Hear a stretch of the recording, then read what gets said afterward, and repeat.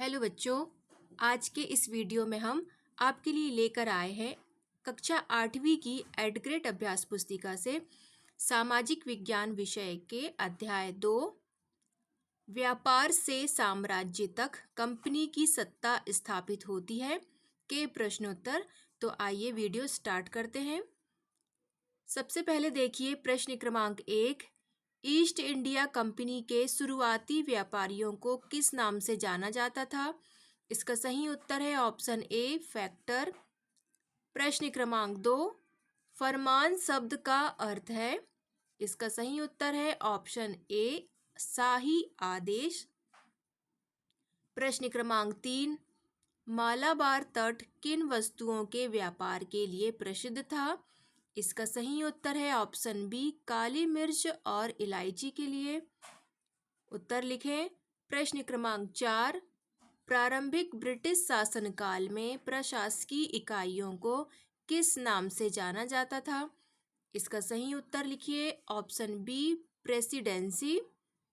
प्रश्न क्रमांक 5। कुशासन के आधार पर किस राज्य को ब्रिटिश साम्राज्य में मिलाया गया था? इसका सही उत्तर है ऑप्शन डी अवध में। आगे बढ़ेंगे। प्रश्न क्रमांक 6। रिक्त स्थानों की पूर्ति कीजिए। ए है 1651 ईस्वी में हुगली नदी के किनारे ईस्ट इंडिया व्यापारी कंपनी ने फैक्ट्री आरंभ की थी। खालिस्तान में आएगा ईस्ट इंडिया। आगे देखेंगे B number. East India company को 1765 ईस्वी में बंगाल प्रांत की दीवानी प्राप्त हुई। सी देखेंगे सिराजुद्दौला की पराजय में उसका सेनापति मीर जाफर भी एक कारण था। आगे बढ़ेंगे डी नंबर। लॉर्ड डलहौजी के शासनकाल में विलय नीति चलाई गई। ई नंबर देखेंगे ब्रिटिश कंपनी काल में सर्वोच्च न्यायालय की स्थापना रेगुलेटिंग एक्ट के तहत की गई थी। आप भी इस प्रकार रिक्त स्थानों को फिल कर लें। आगे बढ़ेंगे प्रश्न क्रमांक 7। किस पुर्तगाली यात्री द्वारा भारत तक पहुंचने के लिए समुद्री मार्ग का पता लगाया गया था? इसके उत्तर में लिखिए वास्को डिगामा पुर्तगाली खोजी यात्री 1498 में पहली बार भारत तक पहुंचने के लिए समुद्री मार्ग का पता लगाया गया था। आगे बढ़ेंगे प्रश्न क्रमांक 8। इजाजतनामे से क्या आशय था? इसका उत्तर लिखिए इजाजतनामे का आशय यह था कि इंग्लैंड की कोई और व्यापारिक कंपनी इस इलाके में ईस्ट इंडिया कंपनी से होड़ या प्रतिस्पर्धा नहीं कर सकती थी। आगे बढ़ेंगे प्रश्न क्रमांक 9। बक्सर के युद्ध के क्या परिणाम हुए थे? इसका उत्तर लिखिए बक्सर के युद्ध 1764 में मीर कासिम की हार हुई और कंपनी ने बंगाल पर एकाधिकार किया, परंतु वे शासन नहीं अपितु व्यापार करना चाहते थे।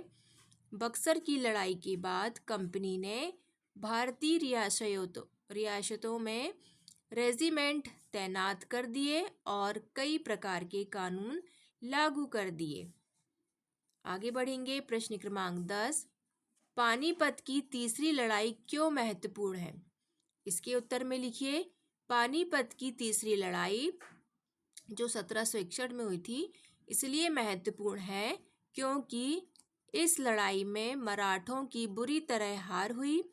भारत में हिंदू राज्य स्थापित करने का मराठों का सपना अधूरा रह गया और अंग्रेजों को चुनौती देने वाला कोई नहीं बचा था। आगे देखिए प्रश्न क्रमांक 11। यूरोप के बाजारों में भारत की किन वस्तुओं की मांग अधिक थी? इसका उत्तर लिखिए यूरोप के बाजारों में भारत के बने बारीक सूती कपड़े और रेशम की जबरदस्त मांग थी। इसके अलावा काली मिर्च, लौंग और इलायची की भी मांग थी। आगे बढ़ेंगे प्रश्न क्रमांक 12। सहायक संधि की शर्तें क्या थी? इसके उत्तर में लिखिए पहला, भारतीय शासकों को अपना सैन्य बल रखने की इजाज़त नहीं थी। दूसरा, इन शासकों की सुरक्षा का भार कंपनी पर था। तीसरा, यदि भारतीय शासक समय पर शुल्क अदा नहीं कर पाते थे तो शुल्क के बराबर राजस्व छीन लिया जाता था। आगे देखेंगे प्रश्न क्रमांक 13। वारेन हेस्टिंग द्वारा न्याय व्यवस्था में क्या क्या सुधार किए गए थे? इसके उत्तर में लिखिए। वॉरेन हेस्टिंग ने 1772 में नई न्याय व्यवस्था स्थापित किया।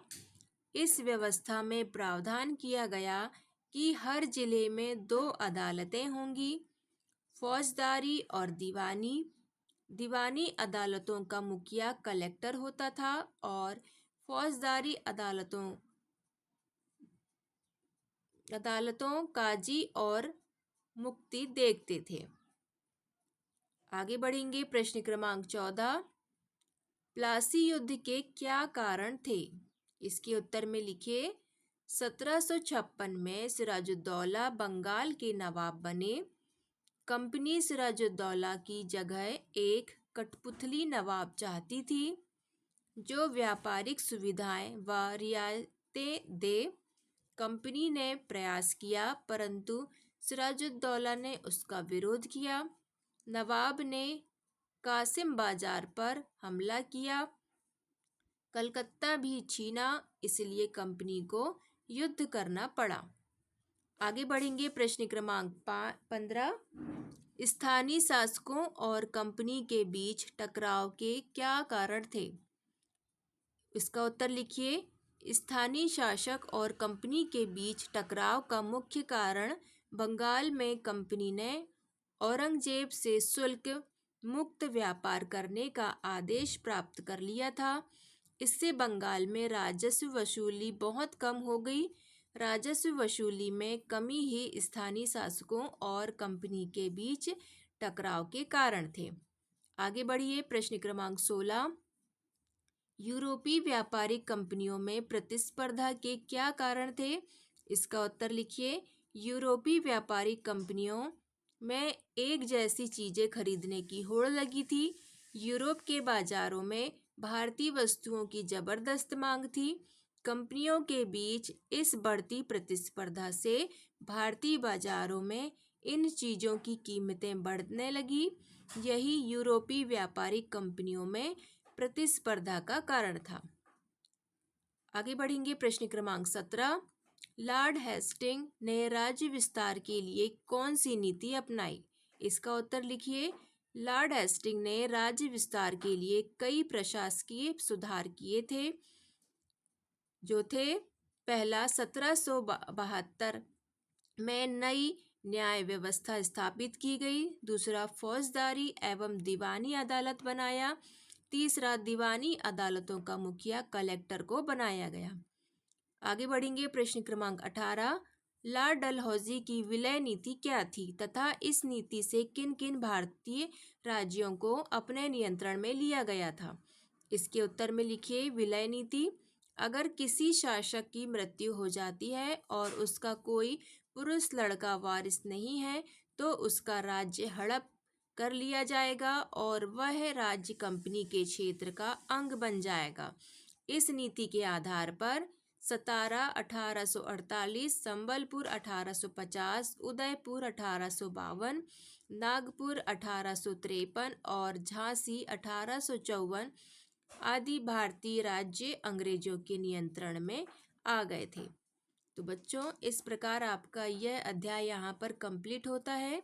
आपको वीडियो कैसा लगा? यदि वीडियो पसंद आया हो तो वीडियो को लाइक करें और चैनल पर नए हो तो हमारे चैनल अरस्तु एजुकेशन को सब्सक्राइब करें ताकि आपको सभी उपयोगी वीडियो यहाँ पर उपलब्ध हो सके। तो चलिए मिलते हैं अगले वीडियो में। Thank you.